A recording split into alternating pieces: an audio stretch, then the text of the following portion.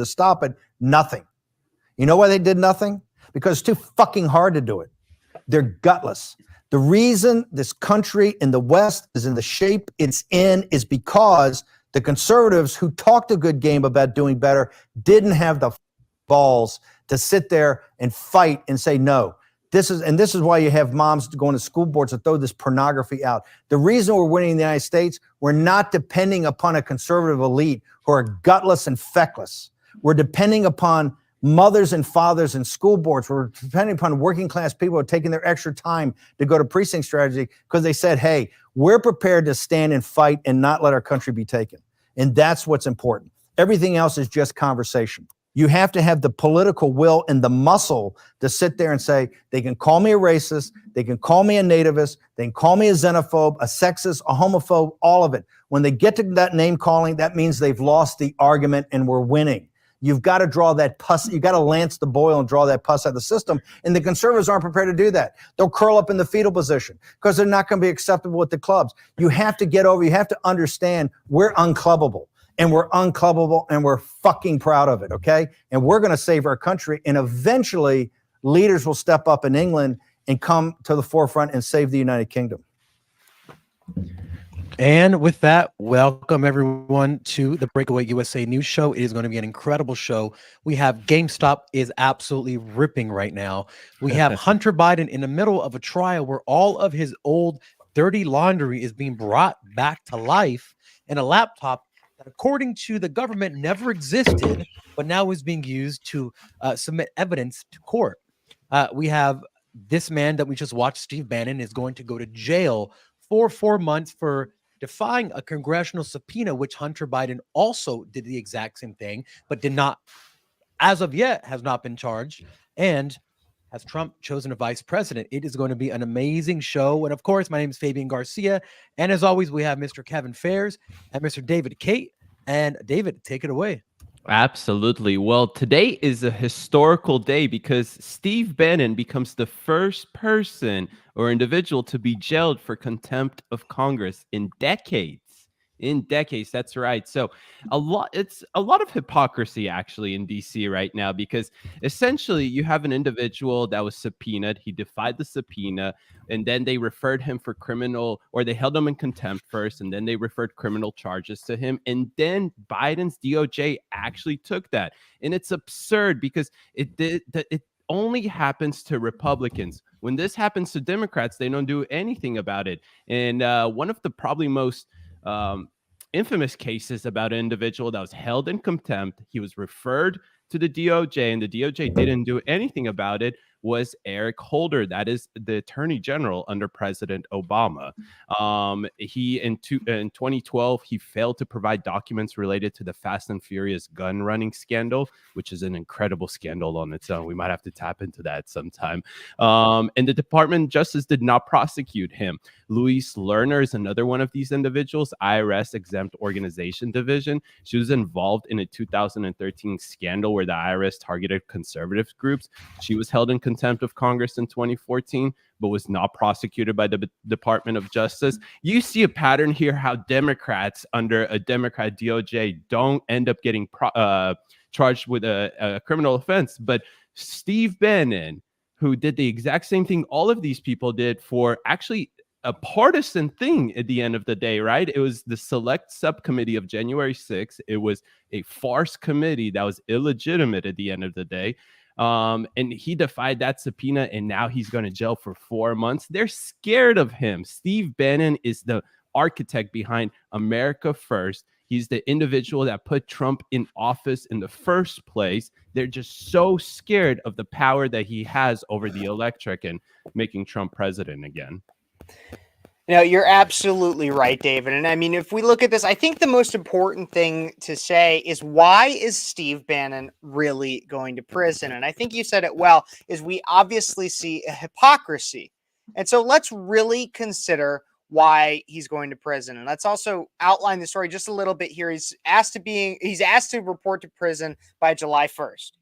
July 1st, just about a month before the Republican National Convention. Interesting. Pretty soon here.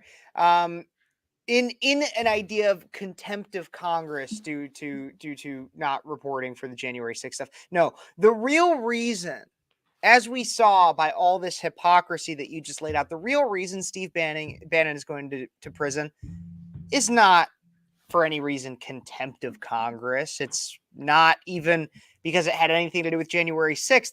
It is because he is an outspoken pro-Trump pundit that has the eyes, ears, and minds of a lot of people in America. That is the only reason Steve Bannon is going to prison. Now, you could pull up the court documents and be like, well, this is what it says. This is what it says. Of course, they're not going to put on there he's going to prison for supporting Trump, just as much as they won't say that Trump was convicted for political purposes. That's what this is. They are weaponizing the justice system. And when Trump comes out after his conviction and says, they're not after me, what they really want is you, this is a perfect example of how that's playing out. And, to go along with what you guys were saying, there was no need for this to happen unless, as you said, they kept pursuing it, because this has happened time and time again. And I think, David, you said in decades this hasn't happened. Well, what do you do to your opponents if you have one of the most intelligent strategists on their side who is going to be advising the Republican Party and President Trump in a time where we're getting closer to the most important election we've had in the history of the United States, or at least in my lifetime? What do you do if you don't want him to be helping? You put him in prison. They did the same thing to political prisoners throughout history. You put them in jail when you want to prison their mind, and you can't. If you can't shut him up, if you can put him in prison, you effectively do the same thing. Now, I don't understand why Democrats are okay with this happening, because, listen, when the tides turn, and they are turning, they are going to be the ones screaming bloody murder when this happens to them. They are the ones who instigated it. If you open that Pandora's box, you cannot close it. And that's a very detrimental thing. And you guys hear me talk about this all the time. I believe that there are elements in our government that want to destroy the United States from within. They actually say it themselves, not the people in government, but the people around it. So if this is a way to get to that end, they are going to do it. Yeah, they sure will. And I just want to reiterate what you just said, is that it's a political witch hunt at the end of the day. They want to remove a political strategist that knows how to win elections. He knows how to convey the message that the Trump campaign is trying to get out to the people. It's absurd to see it at the end of the day. I really think that Democrats are gonna they shoot themselves in the foot every time they do this, literally, because they set this precedent, and then they go cry about it when we use this exact same precedent against them.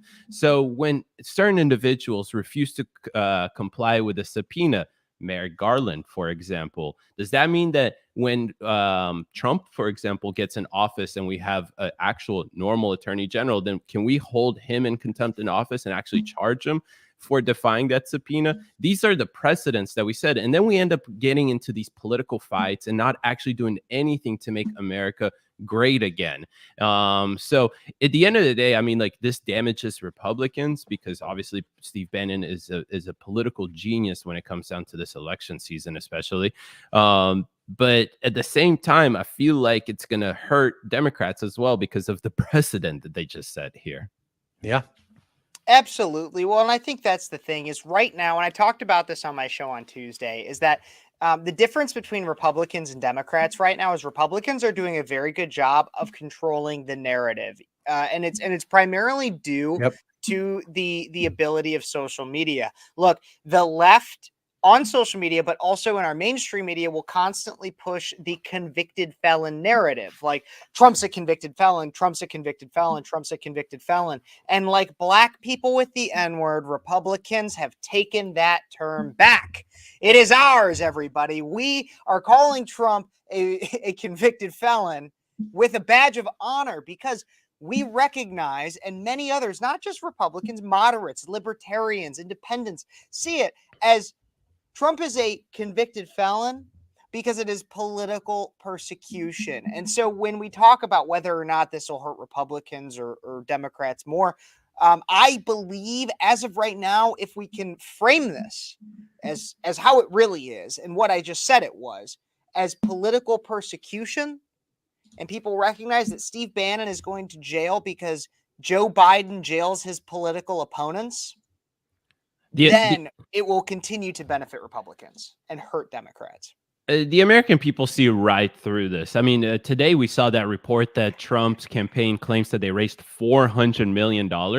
And Steve Bannon going to jail is just an extension of the resentment and grievances we're seeing with the American people. They can't stand this political persecution that they're seeing of Peter Navarro. It started with Peter Navarro. Peter Navarro is the one that took on China. He was the genius, the architect behind the economic warfare that we're reporting against China. We've all heard 2019 how good the Trump administration moved the ball essentially against China when it comes down to the economic warfare that we're having with them, and it was all because of Peter Navarro. Well, what do? They throw Peter Navarro into jail first. He's in jail literally right now, and Steve Bannon is going to come join him here in less than a month right now. They're one political position strategist after another they're taking away from Trump. It's crazy. Yeah, and you here's what I don't get. The Democrats, and I often don't talk about parties. I don't talk about Democrats and Republican because in the end, a lot of them are very socialist, Marxist types of real. But in this case, it's the actual Democratic Party who is doing this. Why would you want to make, especially after Trump raised $400 million since he was indicted or convicted, which last week we talked about how he raised $800 million in his entire 2020 presidential campaign, and in just under 2 weeks he's raised half of that. That is astronomically insane. Why would you continue to persecute people that are part of his troop and put them in prison when you see this is the ramification that you get? If one school of thought that I believe could be is they are so intent on getting these people in prison and they're not thinking about anything else. It's like this rage that you have. The other is that they really don't think that this is going to affect them negatively. Both of those, I think, are completely incorrect. And the longer this goes on, the more fired up people get. And I know we talked about this as well. You want voters, you need voters to come out and vote for you. Every single one that you could possibly get. There was nothing else that's going to invigorate the Republican Party and the people on the right, and even people in the middle and on the left, as a little bit on the left, and say this is clearly targeted. This is clearly not American. So who are the people that are doing this, right? And they're going to turn even regular voters away from I've told you guys this last week. I have two friends specifically who had never donated to a political party have now donated to Trump. And that's really incredible to see. It is incredible to see. And again, it's just an extension of what people feel like the overall consciousness across the American, across America. I really want to watch this video actually of what Steve said outside the courtroom. And I don't know if this is from today or a month ago, but either way, I'm sure it's going to be fire. And we're going to go all the way to Supreme Court if we have to, but I want to say something specifically about the Justice Department. Merrick Garland, Lisa Monaco, the entire Justice Department, they're not going to shut up Trump. They're not going to shut up Navarro. They're not going to shut up Bannon, and they're certainly not going to shut up MAGA. If you look right here, you reporters, in the 2.5 or 3 years we've been here, look at the rise of MAGA, look at the rise of Donald Trump. If the election was held today, according to Harry Enton over at CNN, President Trump would win in a landslide. All of this, besides the major legal issues that have to be addressed, all of this is about one thing. This is about shutting down the MAGA movement, shutting down grassroots conservatives, shutting down President Trump. Not only are we winning, we are going to prevail. And every number and every poll shows that. There's nothing that can shut me up and nothing that will shut me up. There's not a prison. There's not a prison built. There's not a prison built or a jail built that will ever shut me up. All victory to MAGA. We're going to win this. We're going to win at the Supreme Court. And more importantly, we're going to win on November 5th in an amazing landslide with the Senate, the House, and also Donald J. Trump back as President of the United States. Thank you very much. There you go. Ooh. That was amazing. Listen, those are the words of a man who's ready to fight, man. Oh, yeah. Fabian, I just want to also build off on what you were saying. You were saying, who would want to do this to the institutions and whatnot? And what is the overall plan for Democrats when they do this stuff? Like, why would they open up this Pandora box? This is what I always think about, because at the end of the day, now you both have, similarly, as Democrats have been shouting for a while, the Justice Department, it's not justice, it's injustice. We're looking for actual social justice. Well, now on the right, you have the same thing, not in the terms of like we're looking for social justice, but they're saying that the Justice Department or judicial system is corrupted. So maybe at the end of the day, this is what the elites, the globalists actually want, is the erosion of these institutions. Because if you can outlaw judicial systems, just justice in general and law, which is what kind of both sides are starting to push for, then you know who this benefits the most. It's not the average American. It's not the average person. It's going to be these elites who we're going to end up pushing more power to, because government, please come save me. Look at this lawlessness that is happening. So at the end of the day, sometimes I think, the plan is not so much short term as much as it's long term. It's maybe to erode everything that makes this nation great at the end of the day, and safe, I would say. Well, to the degree it is right now. Absolutely, absolutely. And I know we have a lot of different things that we're going to talk about, but I feel like this Steve Bannon story will be a notch in the metaphorical belt of what we will constantly talk about with our justice system this election cycle. Our justice system is what is defining 2024. Back in 2020, it was race relations and COVID. That's what was stoked in fear for everybody. And I think what the left was trying to do was they were trying to, for 2024, to just say, why would you ever vote for a convicted felon? Why would you ever vote for somebody who was going through so much criminal investigations, criminal processes, everything? Why would you vote for somebody like that? That's what they were trying to control your brain with. But the Republicans were able to shed a reasonable amount of light to show you, hey, maybe based on the preponderance of evidence, you should be skeptical of our justice system. And that's what is going to define this election, is our justice system. Yep. Yeah.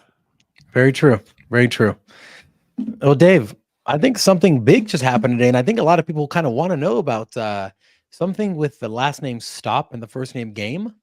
Oh, that's right. So GameStop, right? Look at that. Yeah, right, want to go to a top. quick commercial and then we'll get into it? I think so, right? We got to talk about what Roaring Kitty put out there. So we'll be right back after a good commercial break.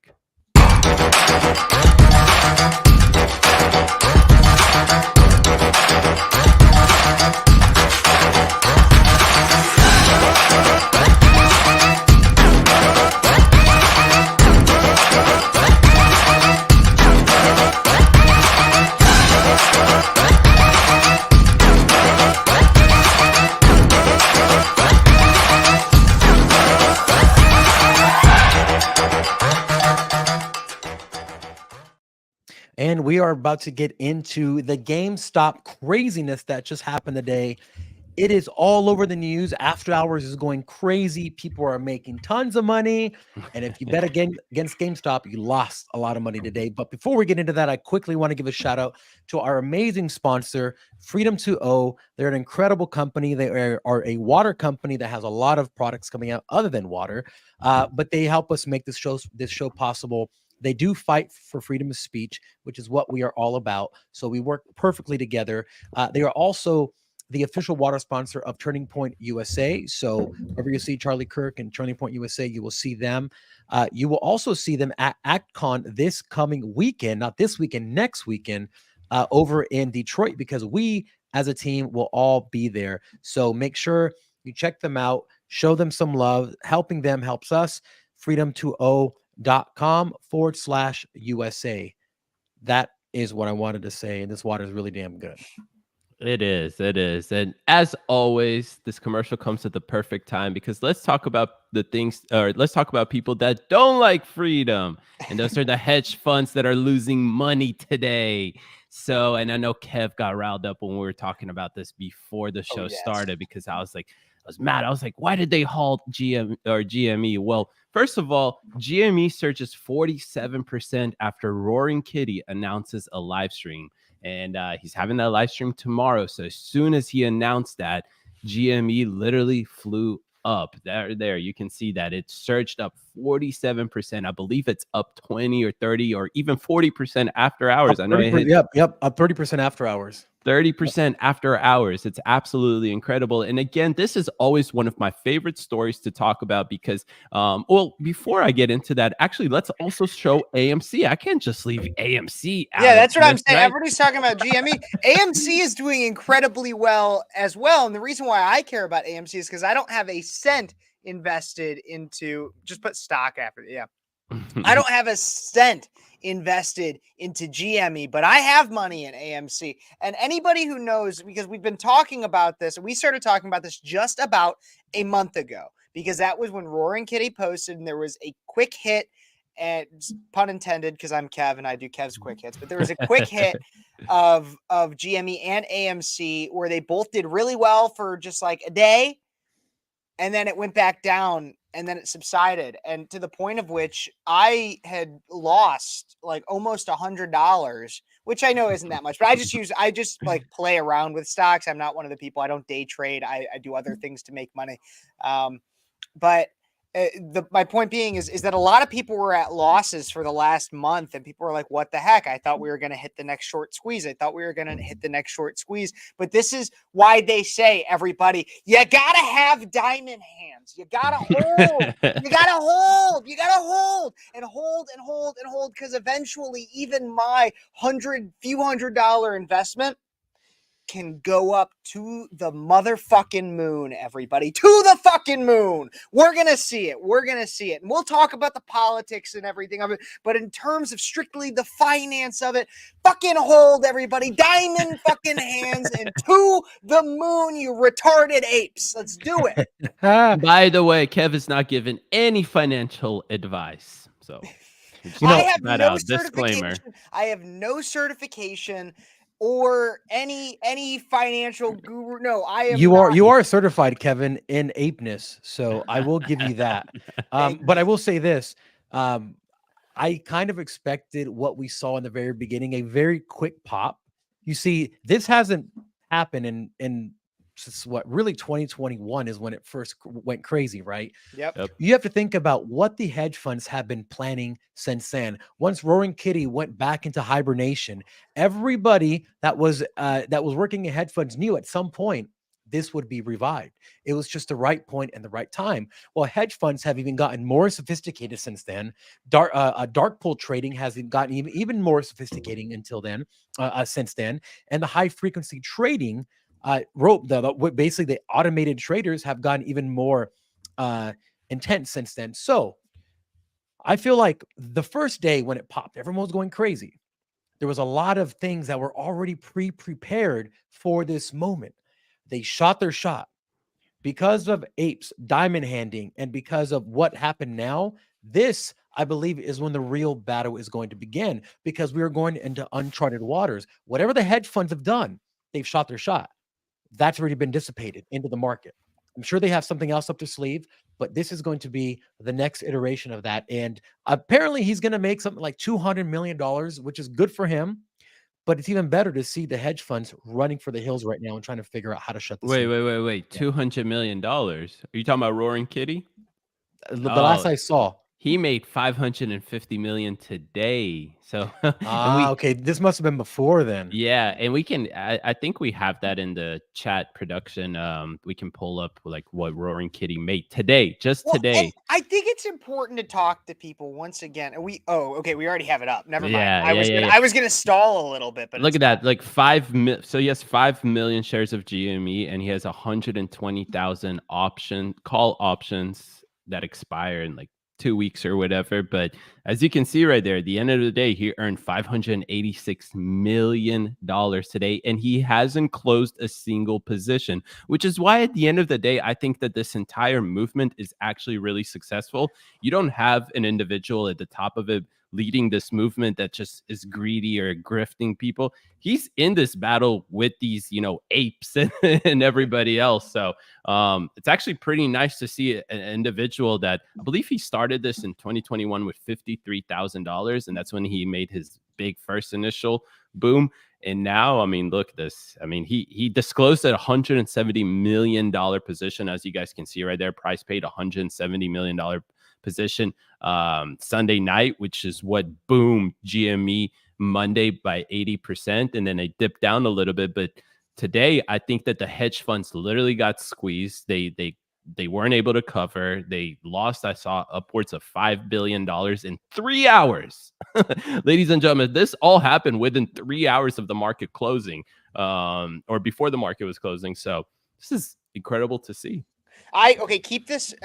Keep this ready, because I think there's a quick education, like what is currently on screen. I need that ready, because there's a quick education that I think is really, really important for a lot of people that don't know this. You might have heard a little bit about the GameStop thing a few years ago. You might have heard the term short squeeze and what that really means. And in short, because we don't have all night to talk about this, even though I really wish we did, a short squeeze happens in financial markets. The entire idea of this, when the price of an asset rises really quickly, causing traders who had sold short to close their positions. That's like and that might even be too much mumbo jumbo for you guys, but that's what a short squeeze is. And it was done, like David said, back in 2020, to the point of which it lost people like Ken Griffin, the CEO of Citadel, and so many more people that were very, very wealthy and huge players. When we talk about the players behind the scenes, like the George Soros type people and the people that you never really hear from, but are really pulling Biden's puppet strings, and people like that, people in power, that's who lost the money. And so then this guy, this Reddit poster, has to appear before Congress. Roaring Kitty, a guy who goes by Roaring fucking Kitty, has to appear before Congress because they think that in some way he might have been participating in market manipulation. You mean he was doing the same thing Robinhood was doing? Get out of town. That he was violating securities laws. This Redditor, this dude who posts, they think that he is violating securities laws. And but here's the thing, is what happened back in just a month ago. I mean, this happened back when people were holding in 2021. This happened just a month ago when Roaring Kitty started posting, is the price started to go up. And then we had 38 plus combined between GME and AMC, 38 combined holds. And when I say holds, stops put on, I'm not talking about your apes and people like me and David and Fabian who are just holding with diamond hands. I'm talking about the financial wizards, the people that control our ability to trade. They're stopping the ability for us to actually trade that stock. Why? Because it is losing the hedge fund puppet master billionaires. It is losing them money. And so, but bring this back up now, because when I explain that, so he has to testify before Congress for potential securities violations. 1 month ago, he tests the waters by making a post. You can see in this, in this screenshot, when he purchased these June. Oh wait, this is June 21st. That's for when that was. I'm sorry, there was a different. Maybe it wasn't in this. I didn't see it in this, but I saw earlier there was another screenshot. When I was doing some research on this during the day while this was happening, there was another screenshot that showed when he purchased these. It was after he made his post last month. Yeah, he bought this actually either Friday or in the really early morning hours of Monday morning, right before GME went up 80%. GME was up about 50% before hours on Monday morning. Exactly. And so the geniusness of this is, how are they going to accuse him of securities fraud or any kind of security fraud, any type of market manipulation? How are they going to accuse him when he obviously didn't? When he bought it before. Well, this is just like a scapegoat thing, right? That they manipulate the market themselves and they need to blame somebody else. So they bring in this random person from Reddit that just rallying a bunch of these people are just truck drivers, right? The teachers, right? The average Americans that How are dare these making average money. Americans make those kinds of returns? They cannot have that. They need to go be a slave.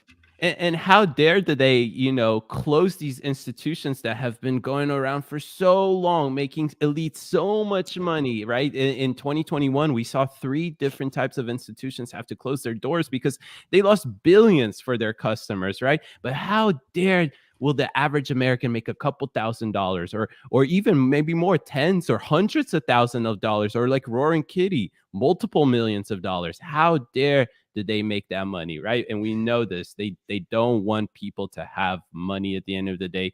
They really don't want that. They don't want to have an opportunity for average Americans to climb up the ladder and become an elite, essentially. Well, here's the thing, and I was very, very, very deep in this in 2021. We had a stock trading group, and we all went really, really heavy into it. The one thing I realized during that time is that never in the history of humanity has the average individual had the tools and the technology to rival to a very close extent what these hedge funds have. We now have the ability to create our own high frequency trading bots, stuff that they would pay that they did pay millions of dollars to have computer science experts and coders come over with actuaries and stock traders and say, how can we build the perfect system? Now, anybody on the street can build these things and make money every single day.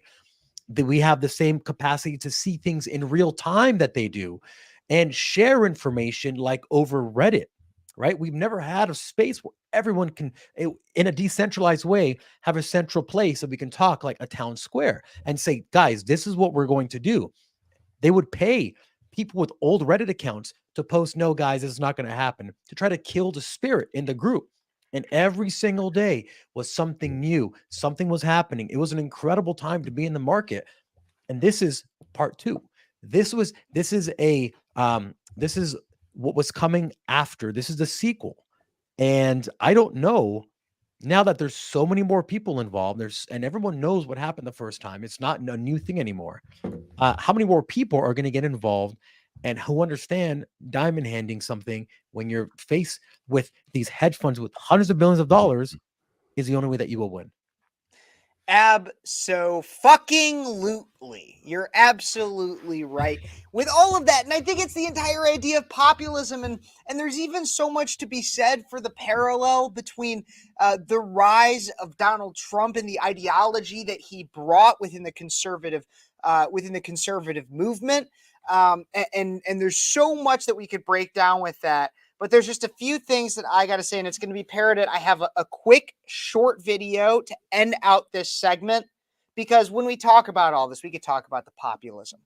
We can talk about Roaring Kitty. We can talk about the short squeeze, the finances, everything.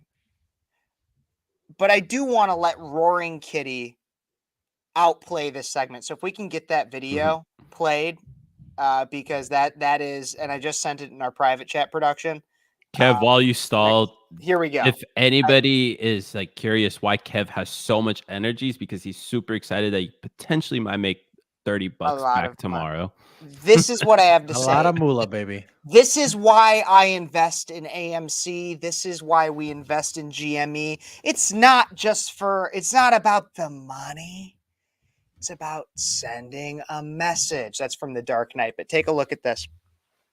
Difficult 2020. Most difficult was the tragic and unexpected loss of my sister Sarah in June. I am grateful to be in a position to give back to and support my family. As for what happened in January, others will have to explain it. It's alarming how little we know about the inner workings of the market. And I am thankful that this committee is examining what happened. I also want to say that I support retail investors' right to invest in what they want, when they want. I support the right of individuals to send a message based on how they invest. As for me, I like the stock. I'm as bullish as I've ever been on a potential turnaround for GameStop, and I remain invested in the company. Thank you. Cheers, everyone. There we go. I like the stack, baby. I like the stack. I like That's the all he's got to stack. say. That's all you got to say. I like the stock. Hey I guys, like the stack. like the stock. It's really that easy. They say buy stocks that you believe in. This is literally like the number one rule is buy stocks and companies, sorry, that you believe in. That's all he did. Like, what's wrong with that? Stack. Can't do Well. it? Okay, well then show me where in the paperwork it says that, because I don't know. I like the stack. That's what he said. I like the stack. And speaking of someone who likes things, we have someone coming up next that doesn't like stocks, but likes a little bit of crack cocaine. Oh, And I wonder think who we that all is. know who loves the devil's dandruff. And I think we're going to talk about him next, right? I think David? it's Fabian. Let's go to commercial. Joe Biden, right? Joe Biden likes a lot of things that are weird. That's for sure. But no, we're going to talk about Hunter Biden and his gun trial that is currently ongoing right after this little commercial break. Blah, blah, blah, blah, blah, blah, blah, blah, blah, blah. What are you talking about? Here, have some freedom to up. Now, the Constitution is awesome. Type 1A.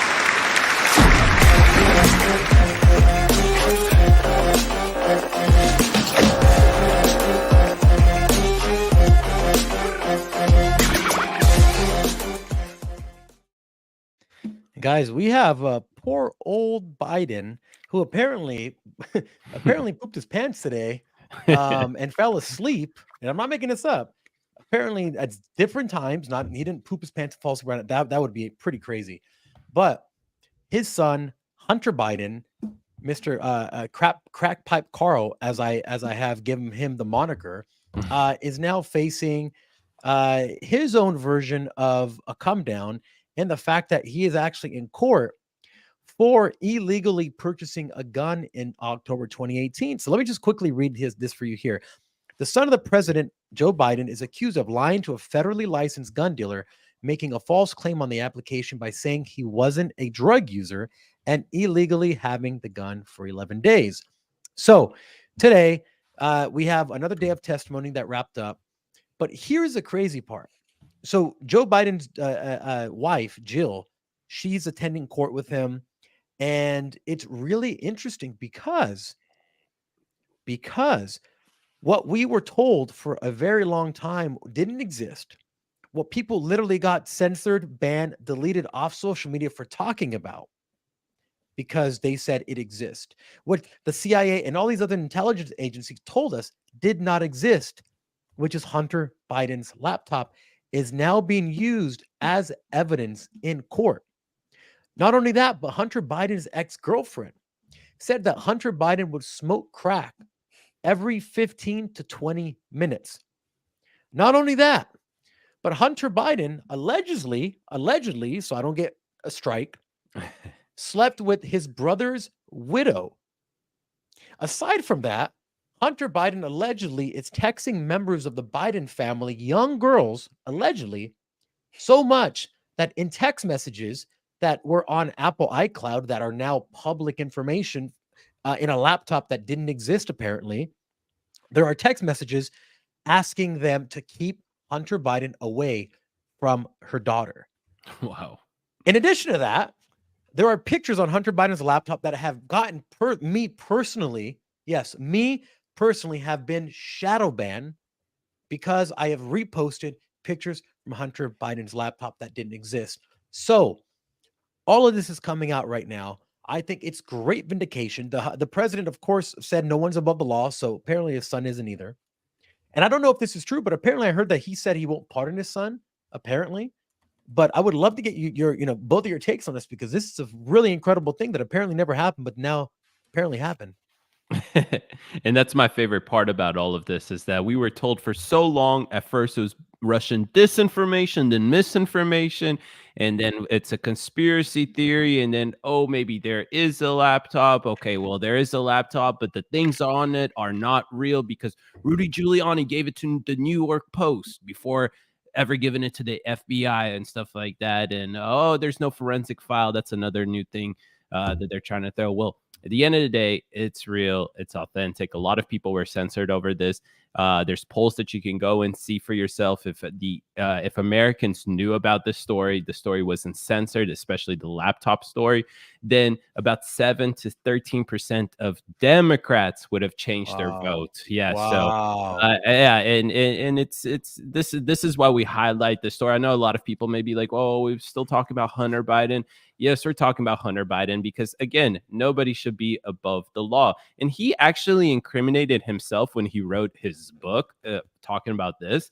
You're not allowed to be high on any drugs or using any drugs if you're going to be purchasing a firearm. Well, in his book that he just wrote like a year ago or whatever, he actually admits that at the same time that he was buying this gun, that he was abusing drugs, especially crack cocaine. So this idiot already he's just a dumbass. And just one more thing, this isn't even the big trial. The big trial is going to come down to the tax evasion stuff, right? And the funniest thing about this, I don't know why nobody points this out, but a big Biden donor actually paid the bill for Hunter Biden, thinking that they can just sweep this under the rug. So he literally invested, claiming that he's not getting back anything from this, $2-something million to try to put this, away. Well, thankfully, there's still some normal heads within the DOJ that actually continued their criminal charge against Hunter Biden here. So, and that'll start somewhere late in September, but again, before the election. So I wouldn't give the DOJ that much credit. I firmly believe that the only reason that they have gone so far as to look into potential indictments and looked at different corruption charges and money handling charges is because of House Republicans that have done these kinds of investigations. And that's what I want to say. And so I asked for it to make sure that we had this article up here, is because I actually think that this entire trial is bad. Look, I'll talk about the laptop. You guys pretty much covered everything I covered about the laptop. I covered that stuff on Tuesday because the FBI, that's the day that the FBI witness had announced that. But go back up to the headline of this. Okay, I'm going to lay out something for you guys, and here's what the media does.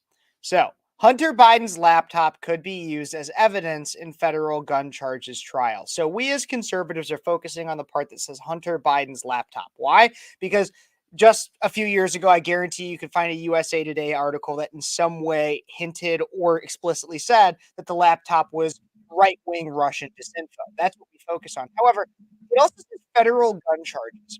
Look, these charges really aren't that big. These guns, it's about kind of falsifying some records or potentially lying about his drug use.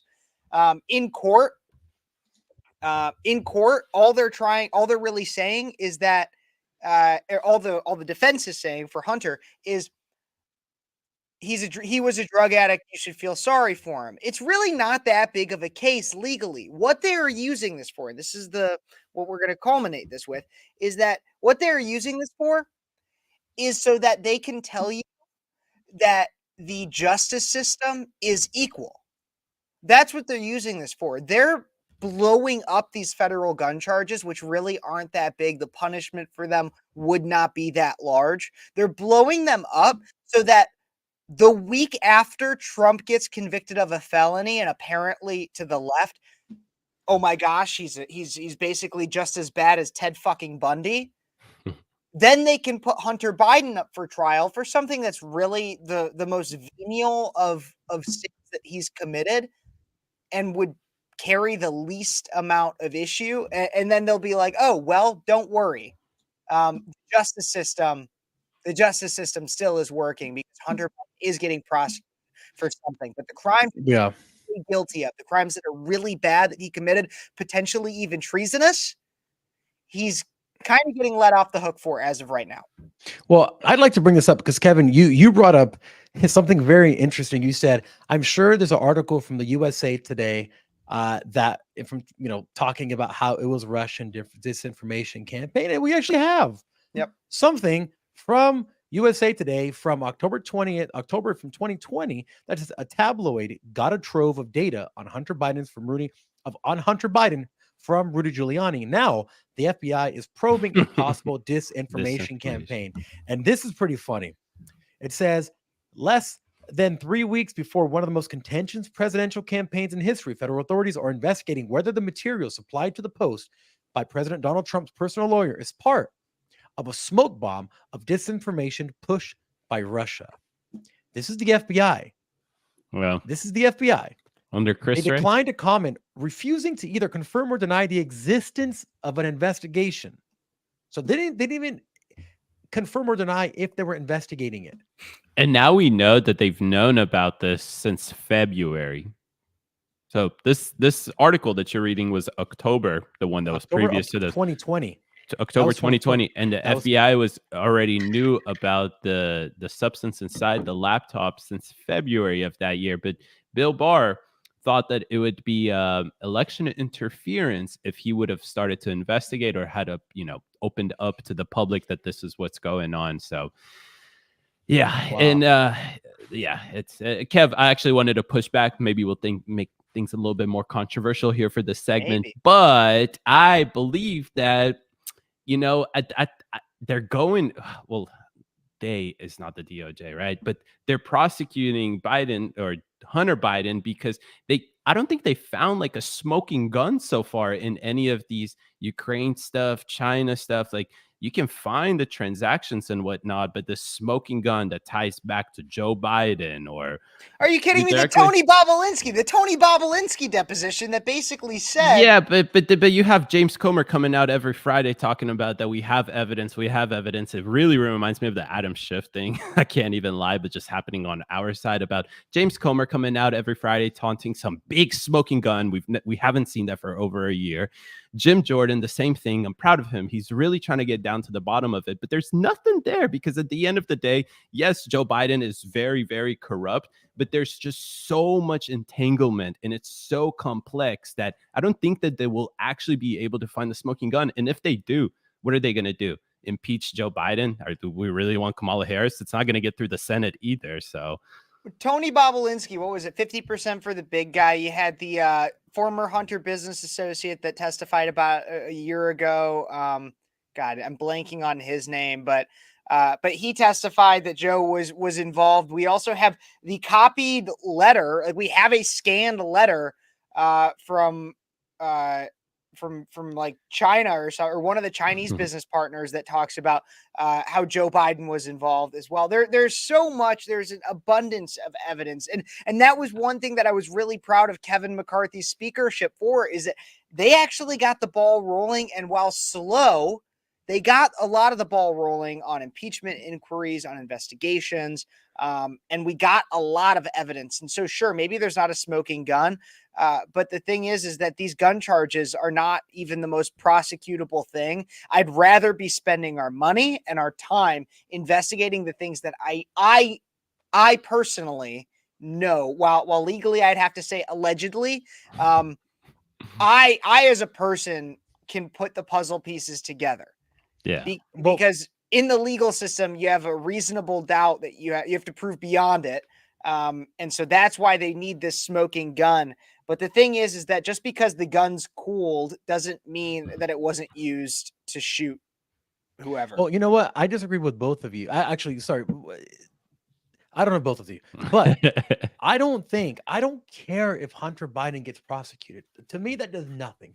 That doesn't do anything for the American people. It doesn't help them put food on the table. However, what it does is if he's convicted in the court of public opinion and people themselves can put the dots together as Kevin has done and say, okay, let's look at the grand landscape of things. We got Hunter Biden with pictures of him smoking crack, banging hookers, banging his brother's widow, allegedly. These are all allegedly, except for the actual pictures on the laptop. Then we have Joe Biden's daughter, who has a diary that says that she was molested and that her father took showers with her and that she was sexualized at a young age. And those aren't allegedly; those are exact words from her diary. So you got a president who took showers with his daughter, did all these sexual things with her, apparently. A son who is doing everything that we talked about. Do I really want a guy leading my country who can't even lead his own home? Like the guy is allegedly crapping his pants. We know he's falling asleep. We know he's tripping. Like, how long until the switch comes where they say, hey, all right, Biden, your time's done. Whoever's pulling the strings, and it's like, hey, listen, you have a bunch of trash behind you. I'm sorry. It's not working out. Trump got convicted. He's getting in the polls. You're not doing anything. You're not campaigning. I don't see anyone in the streets with Biden hats. I live in Hollywood. I have seen zero people with anything about Biden on their shirt, on their hat, on their flags.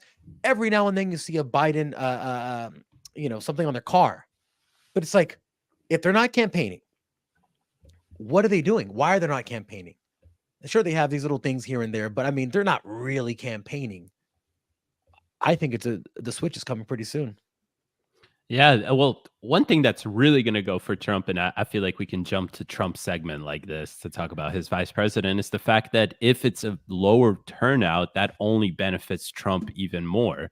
So really the only, if you want to put aside the shenanigans and whatever, and we just talk about what we saw in 2020, it jumped like 17 million votes from the previous presidential election. So a lower turnout is only going to help Trump even more. So I'm glad that you're not seeing support for Biden. I don't think we're seeing support for Biden really anywhere. Like, I'm here in Atlanta and I don't really see big signs for Biden. I don't see yard signs for Biden like I saw in 2020. So, well, it's definitely maybe they're saving the money for whoever they're going to put after, and they don't want to have to take down all the Biden signs and put someone else's signs up.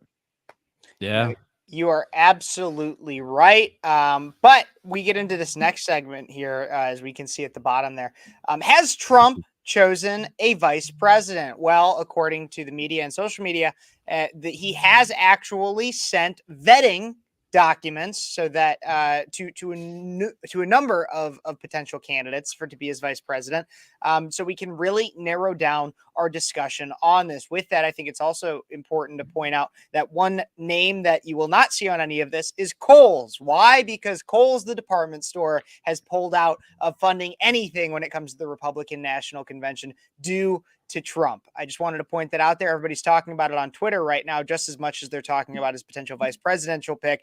And so because it had to relate with Trump, I think it's interesting to talk about, especially because we consider, so Kohl's is pulling out of the RNC. So that seems to be, I mean, as far as I know, that seems to be a department store that wins very well with white women. Right? So which one of these vice presidential candidates can win back the white women vote that Kohl's just took away from the RNC? Let's see. You got who do we got here, David? So we got J.D. Vance, which is a senator from Ohio. We have North Dakota Governor Doug Burgum, which surprisingly made a real huge come up right out of nowhere. That was interesting. South Carolina Senator Tim Scott, which that's I know Fabian, what I'm pulling for. Yeah, Fabian has been rallying behind him for quite some time now. Florida Representative Byron Donalds, he's a great guy. New York Representative Elise Stefanik, which is really interesting. Florida Senator Marco Rubio, and Arkansas Senator Tom Cotton, and former Housing and Urban Development Secretary. I have to say this real quietly, so hang in there. Ben Carson. Ben Carson, if you didn't hear me say that, because you probably don't even hear him say that in the first place. No, you don't. Right. Well, I think the funniest thing that I remember about Ben Carson in that 2016 primary with Trump and everybody in the crowd there is him talking about, like, how is Ben Carson going to talk, like speak so quietly when he's talking with like Xi Jinping, for example? Like come on now. So, but listen, there's a thing in body language, David, where when you speak more lightly or less loudly, whatever you want to say, people have to lean into you, and it's actually a power move because they're coming to you. It's a subtle thing. If you're loud and boisterous, everyone can hear you. But if you want to suck people in, remember, secrets are done very, very, very lightly. So if you're telling someone something really important, you go, come here, let me tell you something. Listen, maybe we have Ben Carson all wrong. Maybe he's a secret genius. I mean, he is up to vice president. So he is a genius. Of course, Fabian knows during Pride Month how to suck people in.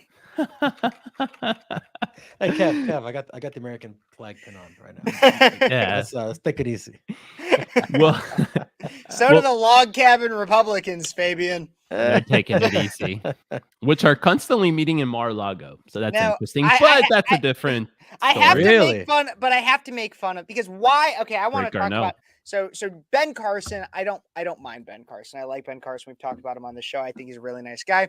He also wrote a phenomenal children's book as well that everybody should go check out.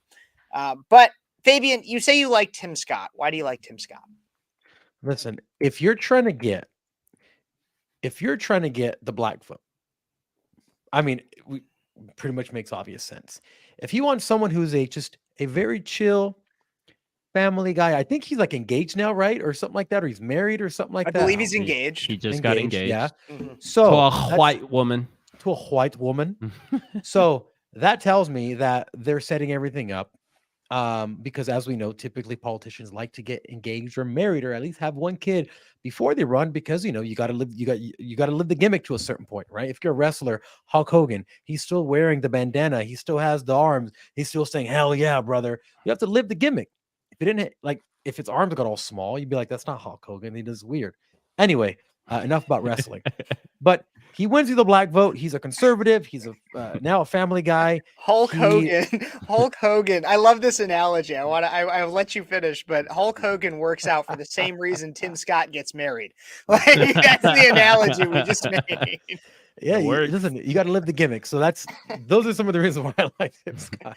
See, but the thing is that okay, so we have 3 people on this list that are black. If you want to win the black vote, I don't think here's the thing is the black people of that population that Trump wins over, he wins the Tim Scott African Americans over already.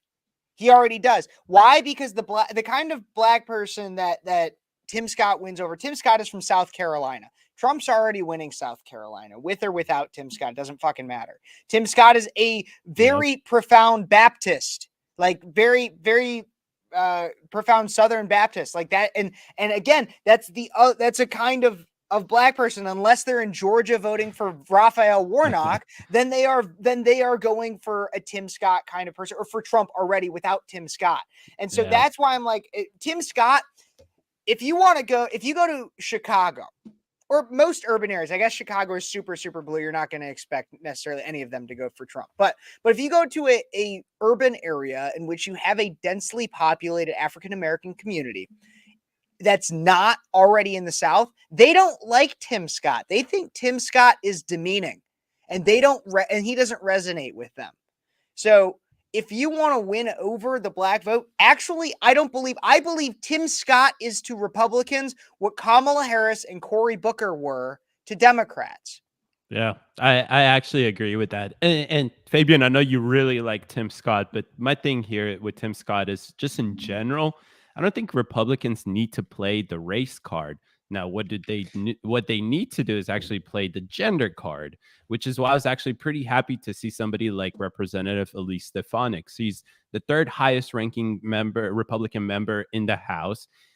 She really is behind Trump from the very start. The second that she made a name by being elected into this position as vice chair of the Republican Party or whatever, or in the House, whatever, she's always supported Trump. She always had his back. But the main thing here is that she's Jewish and she's from New York.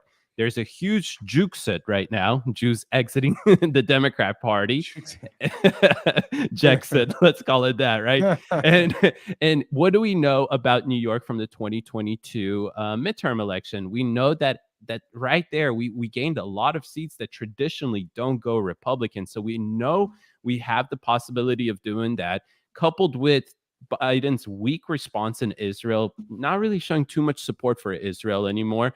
I really think New York is in play. And how can you put New York in play to absolutely wipe out the Democrat chances is picking Elise Stefanik. Elise Stefanik checks off a bunch of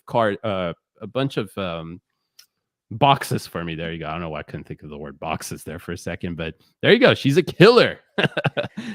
Yeah, kind of. But if you look back to 2015 and 2016 era, the early days of Trump's first term, Stefanik was heavily critical of Trump. Mhm. Like I don't heavily. even.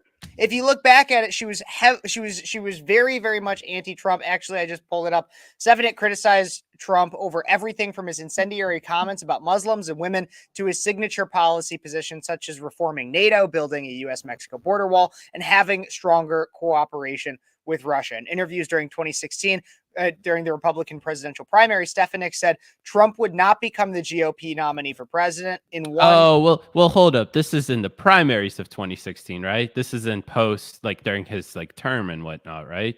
Yeah, Because but everybody and their mom was crazy. You have Ted Cruz, one of Trump's favorite people now. Well, it goes back and forward. Who they got in a major fight, right? But so that was when they quoted her during an interview. But they also discussed in the early days of his first term, his comments about Muslims and policy positions such as reforming NATO, building a border wall with Mexico. Like that's literally like 90%. Trump is still running on Maybe a she border learned. wall. Yeah, maybe So- she learned. Because- Also, I just want to point out, I think it's hilarious. Like, I'll be critical of Elise Stefanik just because I'm not the biggest fan and because I'd rather vote for a dog killer than Elise Stefanik. But whoa, it's like that. You literally take Kristi Noem over Elise Stefanik. Kristi Noem can barely win South Dakota for you. look, I don't believe Jews run the world like Nick Fuentes people do, but I don't want to give people a reason to believe they do. We're already screwed there. I mean, you should have seen him unleash his sheep farm today on me. No, But man, I like JD Vance. JD Vance is JD awesome. Vance. I think I JD Vance is totally a agree. rising star. I think that JD Vance and Ron DeSantis both should be the future of the Republican Party. I think they're both strong voices, strong leaders, and I think they're very important. I will admit there's a downside to JD Tim Vance Scott. is the downside, and this is honestly kind of a downside to Tim Scott that I didn't bring up either. But Tim Scott and JD Vance share a downside in the fact that they are both very strong senators, and we have a slim majority currently in the Senate. That's a And good point, Kev. So to take either of them out would be something to consider when it comes to that. If we're talking about the identity politics game, I don't think Tim Scott would be the best of that. I think Ben Carson would be that. Why? I think Ben Carson is the black Doug Burgum, which are both the 2024 Mike Pence. What do I mean by that? Trump needs somebody who's quiet. And I know I'm probably cutting in and out right now because of my internet, but so I'm sorry if I am. But No, you're good. You're good. But in terms of 2024, Trump needs a Mike Pence. The reason he chose Mike Pence not only was a little bit for the Midwestern support of Indiana, and potentially Michigan, Wisconsin, this area, which is obviously highly contested. That's why the DNC is in Chicago and the RNC is in Detroit. Is because we're fighting for these areas. We're fighting for the battleground areas in the Midwest. Trump needs somebody quiet. That's what Mike Pence did. And so Doug Burgum, quiet white guy. Ben Carson, quiet black guy. That's the reason why. Well, yes, they're accomplished individuals. I'm not going to take away their accomplishments from them, but ultimately, that's the big purposes that they serve. Is they are quiet. The JD Vance in there is because he could be a firebrand. He could be somebody who could be prepped to take over and run in 2028 as from vice president to president, just as much as Bush did after Reagan back in the 80s to 90s. Is you could continue the legacy. Tim Scott's purpose, I believe, is purely racial. I don't think it actually has anything to do with anything other than playing identity politics. Elise Stefanik, I also think, is entirely based on identity. Trump, as we know, is so much about loyalty, and she has not been through and through loyal. As soon as Ted Cruz dropped out of the primary, he was all in on Trump. Trump is about loyalty. Even DeSantis is still not in Trump's best graces for running against him in this last election, despite the fact that he's come out so hard for him. So I don't believe Elise Stefanik offers anything else. She also ousted McCarthy against Trump's wishes. She went for that. There's so many different ways in which I could point to how she is also in a diversity hire. The people that I do not believe are diversity hires, I don't think JD Vance is a diversity hire, and that's why I like him. Yeah, but you have to also think about it from a strategic point. You can't just take it from a merit point. And I know this will sound a little progressive and completely anti-merit, but at the end of the day, you also have to look at the electorate and see what you need to appeal to. We know he needs to appeal to women. We know there's a huge disenfranchisement right now between the Jewish population who traditionally vote Democrat. So you can bring a lot of votes over there. Now, at the end of the day, I also think that the vice president probably doesn't matter at all. It probably can't earn you this big sway of votes and whatnot. So I'll just be honest with you. What I'm happy that I'm not seeing on this list, as much as I like the dude, is Vivek Ramaswamy. I don't think there's a single reason why Vivek should be the vice president. No. Yeah, no reason. And the reason I bring that up is because probably a lot of the people that are watching the stream, that is probably their favorite pick is Vivek Ramaswamy. But I understand he's an awesome dude. He goes after the media. He's your Trump 2.0. But He is your press secretary. Yeah, there you That's go. my Press dream team. secretary. Dream Some team. people are saying attorney general. I don't think he's ever practiced law. I- So I- it's Chief of staff. like Chief of chief staff. of staff would be great, right? All these various positions, but people have some interesting wishes that I don't understand why. But the other person who I did not see on that list, which I can't lie, I'm pretty happy I didn't see, is Tulsi Gabbard. I think she's awesome. Same. She's done great and everything like that, but she's not a conservative. And Kev pulled that up a few weeks ago and showed everybody. She opposes a lot of the things that we support as even if you're socially liberal, you still will not like the things that she proposes and supports. So Yeah, and as I said, I think like last month, if she's the number 2 and something happens to Trump, then you have someone who doesn't really have conservative values as the president. Like, no, come on, you can't do that. Yeah, it's going to be an interesting thing to see. And we don't know if Trump can send these out to more people. I don't know if this is just his initial list. Maybe he's gauging, or his team is gauging how things are playing out. Maybe he has someone else in his back pocket that he wants to just see how things are going and then potentially bring them in. We really don't know anything other than what we have available to us right now. But I hope they thought about this 3 layers deep, because it's a very important pick. It's, if something were to happen to Trump, or who is his heir apparent, even if it's someone young, can he make them into the banner holder that he needs them to be, or not necessarily him, but that the Republican Party and conservatives need them to be. And that's going to be interesting to watch. And that's why I didn't think that a lot of the picks that he didn't make made sense to not pick them, like a Tulsi Gabbard, Vivek. I think he's a Nikki Haley, yeah. Nikki Haley. I'm so glad she wasn't on the list. I'm not. I'm kidding. Yeah. You know me. I like to I like my Nickies. Yeah, well, you like war. We know. I know, I do. I like You war. must own stock in Lockheed Martin. Or He's something. a Raytheon guy. He has a bunch of option calls for November RTX. 6, 2025 or 2024. Boeing, Of course, I got it all in me. I even have loaded. I have an uncle who's been working for Boeing for like 30 years, and I'm still nope, no Nikki Haley for me.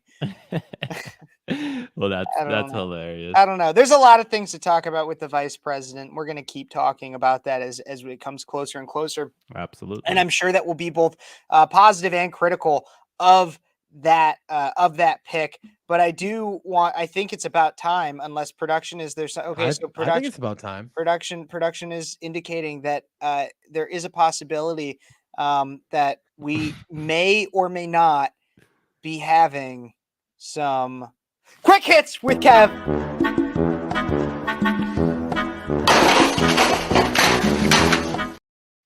Don't worry, at some point I will actually do the smashing. But only of computers, not men like Fabian. Okay, let's talk about the first thing here, which Fabian, I had to say that one because Fabian tried to take this away from me by bringing it up earlier. Biden shit his pants today, everybody. Take a look at this clip.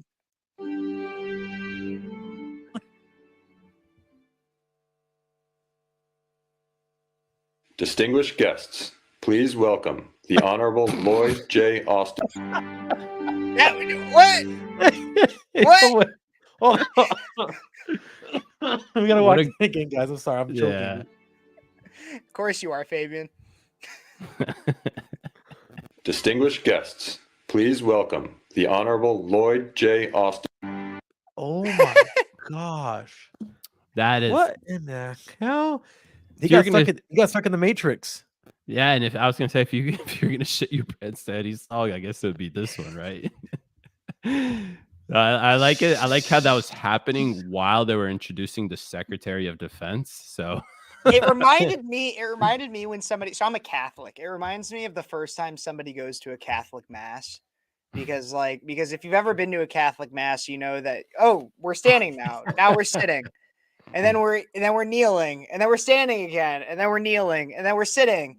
And so it was kind of like when I see people like that I can tell have never been to a Catholic mass, or it's one of their first few times, they're like, they're like looking around, they're like, am I supposed to be sitting? But the thing is that he wasn't even really looking around. He was kind of just like looking down. And it was like, I think the reason why he was afraid to sit is because he knew he was going to smush it all around in his Depends. but he wears a diaper, so I don't know why he would be so worried about. That's the thing. He's even wearing he's like, should I sit down or should I stand up? And then he thought, it depends. Wait, guys, I think maybe that's why he's always running, because he's like, hey, it's coming, guys. I gotta get out of here. And when he falls, it just makes it scatter more, and it just gets on his kneecaps and stuff. And then Secret Service has to do all that. Joe Biden's there. It's a whole mess. And then you got Hunter with his crack cocaine or whatever he brought in the White House allegedly, or someone did. Yeah, I think it's better for him to run. So just sit there and take it. Oh my! I like how he like bent down and he like kind of checked around. I don't know what he was checking around. He was like, "It's my handler, Jill here. Okay, good.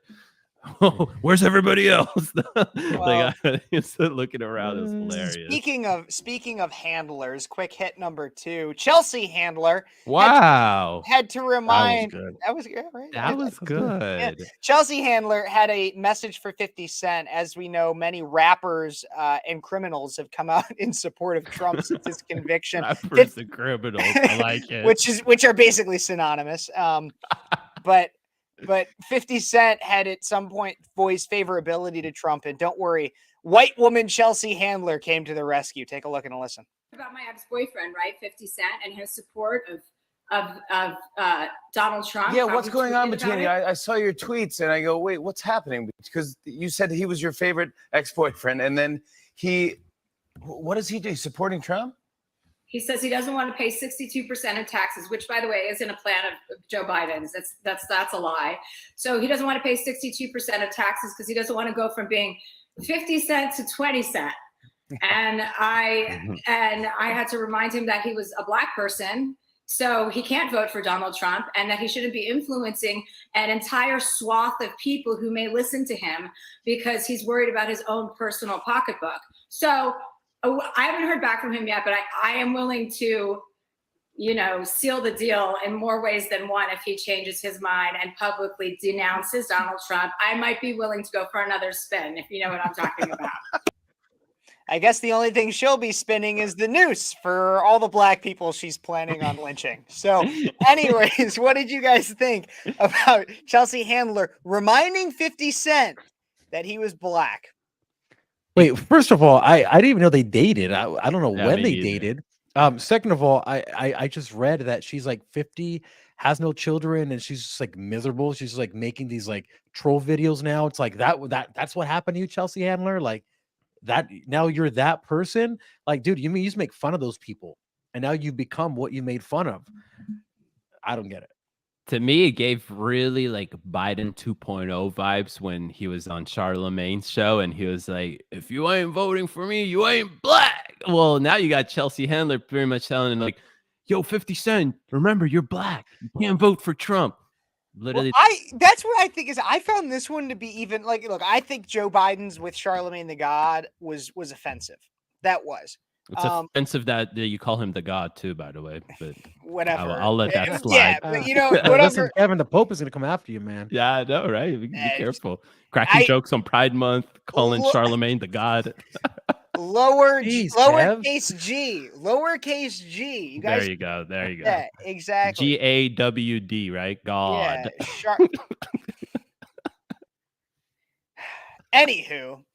I thought that was offensive. I found this one with Chelsea Handler even more offensive because it was I have to remind him he's Black. Like it's so demeaning. Women. It's so demeaning. It is a outright bigotry and like not even in a way of of racism in terms of because the thing is that she believes, the irony of all this is that she believes in that statement that she is being anti-racist by saying you can't vote for the racist Donald Trump because he's so racist. So I'm going to be racist, and as a white woman, tell you as a black person what you have to do because you're too stupid to realize that as a black person, Donald Trump doesn't support black people. Like there's so many convoluted hoops of just bigotry with this. Right? Yeah, absolutely. And you know what, guys, and I did want to give a shout out, not to 50 Cent, but 25 Cent. And yes, this is a real person. This is a friend of mine. He is a midget who fights in Micromania. It's a wrestling show that they hold. It's all midgets. They had a mini Amber Heard versus mini Johnny Depp, but this gentleman is super cool. His name is 25 Cent, and he's a wrestler. He's a current champion, I believe, of Micromania. And this is him dancing. And this is literally 25 Cent. Whoa. That's his name. Oh, he's probably dancing to 50 Cent. Oh, it's the baby.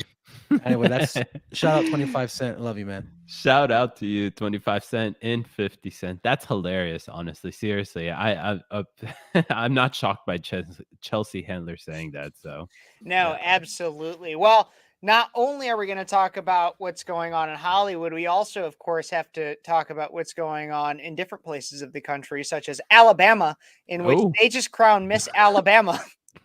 Can we just roll Tide? Literally. Let's just there's a video with this. I want to play the video. Let's just watch the video. She is.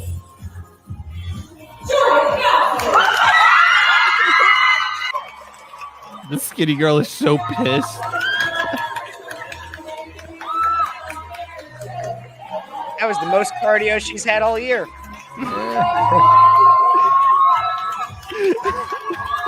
I mean, you kind of knew it was going to happen. If it's between them two and it's Pride Month.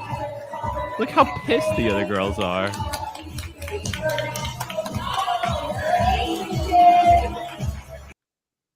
All right, production. If we could possibly just pull that up again and go back to the part where she was gonna go grab her, crown, her tiara or whatever. So let's get there. Yep. Oh, reverse just a little to where she's hugging her, because I want you to see this skinny girl. Could look at that. She can't even get her arms all the way across her. And this, I wouldn't say that usually, but this is Miss Alabama. So right. I was surprised that she wasn't inbred, or at least we don't know. I guess that's not confirmed. But Jim Adams said, "Did they need WD-40 to get that sash on?" You'll get that on them bigger jobs. Wow. This is hilarious. No, I saw this, and what frustrated me the most is there was 3 or 4 pretty girls or women that were around her. So I'm like, they picked this over the other 4 skinny, kind of beautiful looking women. Healthy. What the hell? Healthy. Sorry, I don't want to fat shame anybody here except whatever we just saw. Well, yeah, I mean, it's sad that they're trying to change now. Okay, I read a lot of history, and I know that back in the day, if you were fat, that means that you were wealthy. But this is not a wealthy contest. This is a beauty pageant, and typically, and I haven't obviously watched any of this, but sometimes you do things like a dance, or you do something, or you do something to show that you have the ability to do something. I'm curious to see what this person did to prove that to the judges that they can do anything. Was it something physical? Was it something mental? Was she play chess? I don't know. If she does play chess, I'd love to play her. Contest. Hot dog eating contest, or I was, that's actually a beautiful one. Or I think that this dude actually came up and said, "My pronouns are he or she, her," and boom. That is a female. I'm not that is a female. Like biological female. That was a biological female. I want to be that's clear. at least there's one good thing going for Alabama there. No, is that they did absolutely. is that they didn't elect Mr. Alabama. So No, that was a biological female, everybody. But I think my biggest issue with that is yes, it's glorifying that type of body style, which absolutely is a choice. Look, I know there's some people with specific metabolisms and things that make it harder to lose weight, but nobody is naturally that large. At a basic minimum, calories out versus calories out and your output versus calories in will lose weight. That is basic physics. That is physics, is that if you lose more calories than you are intaking, you will lose weight. You will. Yeah.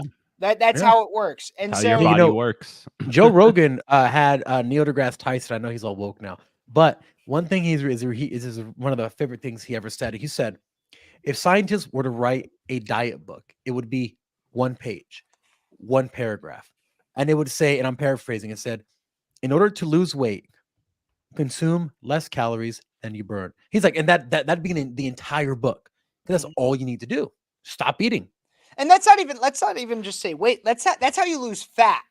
That's how you lose fat. And look, it can also come with diet too, if you're making sure that you're excluding certain fats from your diet. But that's how you lose fat, which in turn is losing weight, because you could in some way also be gaining muscle if you're having certain proteins, and muscle is denser than fat, and thus you could be gaining weight while being skinnier and more tone. There's so much that goes into this, but at a very basic minimum, there's that. But I want to bring up this next one because Miss Maryland actually is Mr. Maryland now. So while Alabama was just fat, there's extra skin on Miss Maryland, and it's between his legs. So this is who just won. Bailey Ann, who I don't know what his birth name is, but this is who just won Miss Maryland USA. Wow. Yeah. Yeah. Well, I listen, everybody that's watching, I have no idea what story Kev pulls up next. And I just find it funny that I nailed the handler one, and apparently I just nailed him, Mr. Alabama, but it was Mr. Maryland. This is crazy. This is disgusting. Such an attack on women. But apparently, because I'm a guy, I shouldn't be able to talk about women. Don't issues. mansplain So, about other men stealing things from women, David. Better way to put it. Exactly. Well, look, here's the thing. Actually, Fabian, you go first because I'm going to blow your mind. I mean, it's a dude who won a beauty pageant for women. It's a dude. I mean, how much narcissism do you have to be like, you know what I'm going to do? I'm going to enter this beauty pageant as a dude, and I'm going to guilt everyone into giving me the trophy. Like, what? And people are like, oh my gosh, you're so brave. What are you brave for? What exactly did you do? Did you land on Omaha Beach in D-Day? Like, what exactly should you be celebrated for? For having like a wang and then going on stage and shaking it for people? Like, I don't understand. Well, if we're going to talk about wangs and shaking it for people, we don't need to be discussing your Friday nights, Fabian, because we do know that you live in the Hollywood, Los Angeles area. In the heart of the beast, in the belly of the beast. Exactly. The belly of the beast. Exactly. No, but I think I don't understand why you guys aren't embracing this. Look, well, because I'm a bigot. Because no, let me finish. Let me finish, boys. Look, I'm occasionally, when I want to be, I'm a woman because it's convenient sometimes for sakes of arguments. But I will be a man right now. And I will also live up to another moniker that I'm oftentimes given, and that's a sexist. I'm oftentimes told I'm a sexist. And so being a sexist, I have to consider how in which do we keep women in their place? Well, we become as men, we become so good of men that we are even better than women at being women. And so why would I celebrate Mr. Maryland? Because to truly restore the patriarchy, we have to show women that they are so number two to men that we're better than them at even being women. It's a good point right there, Kev. Dylan Mulvaney proved it. I mean, the Haas, I'm going to call him the Haas, really proved it. Like, he is apparently, according to Bud Light and a lot of other places that are paying him hundreds of thousands or even millions of dollars, that he's a better woman than being woman. Like, wasn't he like, wasn't the dude like modeling sports bras? Right. I mean, I guess it's just nipple bras at this point because there's really nothing to cover. But anyway, I don't know how I got Dylan Mulvaney, dude. You're weird. No, absolutely. But and of course I'm against biological men competing against women. If you've ever watched anything on my channel, you would know that. But if we got to have fun with it, because there's me commenting on Breakaway USA right here, right now, is not going to change the fact that Mr. Maryland is Mr. Maryland. And so might as well just have a good laugh out of it, because that's what we should do to these people. Bring back bullying, bully these people and bully them out of society so that they can, well, not bully them out of society, bully them back into their place. You're a biological man. Do not validate it. That's how we restore character to society. And speaking of restoring character to society, let's talk about somebody who seems to have lacked some for a lot of her life, and that's Miley Cyrus, on why she may never have children. What? My fans What? kind of are my kids. According to Miley Cyrus, she's not sure she ever wants to become a mom, but mentioned that she considers her fans to be stand-ins for children anyway. The 31-year-old celebrity made remarks during a recent interview with W Magazine released this week saying, quote, "I love being an adult. I have a rule that I don't look up or don't look down on anyone. I just look, which allows me the clarity to see the world for what it really is and people for who they really are." She added, quote, "I look at myself almost every day in the mirror and I say, I am a woman. I'm 31 now and I still don't know if I want kids or not. I feel like my fans are kind of my kids in some way." I've heard Dolly Parton say that too, because she didn't have kids. What do you guys think about this?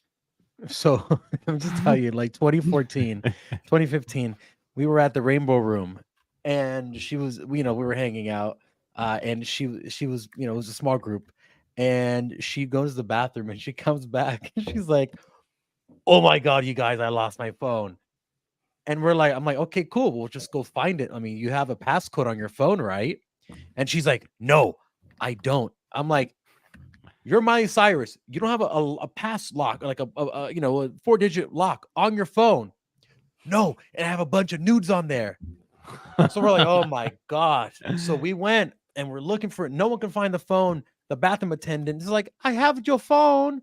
And I'm like, "Dude, you better pay her some money." Like, this is the person I just want to put into context what she's really like. At least I don't know if she's changed, but I don't want her to have kids either. So I'm completely for this, guys. It's just I'm 100% for this. Let me just say that. Same here, honestly. It's like when I see people, like, I advocate for people to have kids. You need to have kids if we want to survive as humanity, right? But people like this is a prime example of people that I don't think should have kids. Why?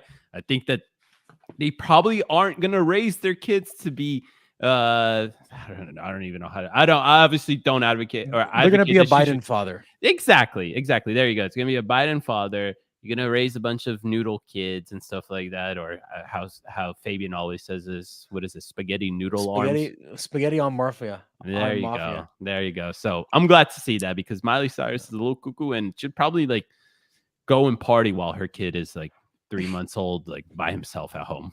Look, I was recently complimentary of Miley Cyrus. She came out with a song called "Used to Be Young," to which it kind of gave some sense of closure to her angsty post-kid celebrity era, where she obviously got rebellious and twerked on Robin Thicke and became just kind of like the very slutty person. She also went through, obviously, her very public relationship and divorce from the Hemsworth brother.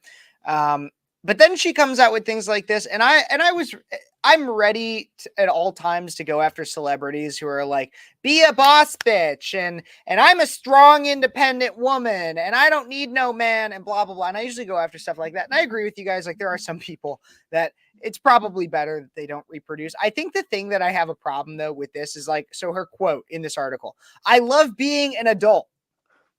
No actual adult has to say that they love being an adult. Anybody who actually is an adult. And then she goes on to say, I have a rule that I don't look up or don't look down on anyone. I just look, which allows me clarity to see the world. I'm sorry. Like, I know that being a kid's star can come with certain troubles. And like, there's things like Drake Bell, who was sexually assaulted. Like, I'm not going to deny that in some ways there can be issues, but she was raised with her dad having everything handed for her, like with Billy Ray Cyrus being like, okay, we're going to get you this Disney deal. We're going to do everything for you. You to tell me to say that you don't look up or look down on anyone is some of the most pretentious shit I could possibly. I just look, which allows me. Yeah. It's like when a white woman says, I don't see color, but I had to remind 50 Cent that he was black so he doesn't vote for Donald Trump. Like, that's what that's the kind of idea that it's pushing. And so The problem with these ladies, Kevin, is that they don't have any kids, so they still want to be mothers and they try to mother other people. It's like, have kids and just mother your own kids. Chelsea Handler, dude, you're 50 years old. I mean, I'm sure she can still have kids now, whatever. But it's all like they need to be mothers, but they just don't have kids. And like, I don't understand why I feel like this. Why am I a Karen? It's like, well, because it's a biological thing. If you believe in biology, you have that instinct to be a mother. If you're not going to mother your own kids, you're just going to try to mother 50 Cent. Like, dude, leave the guy alone. He wants to vote for, he wants to vote for. Like, dude, chill. Absolutely. And so that's I guess that's the way I see it. She just comes off as pretentious, and I don't think she realizes the bubble that she lives in, and how pampered she has been for her entire life. Not to say she hasn't gone through struggle, not to say that that something's been hard, but she's been pampered. And so everybody, that's this week's Kev's Quick Hits. Boom, boom. At least she knows. At least she knows what is.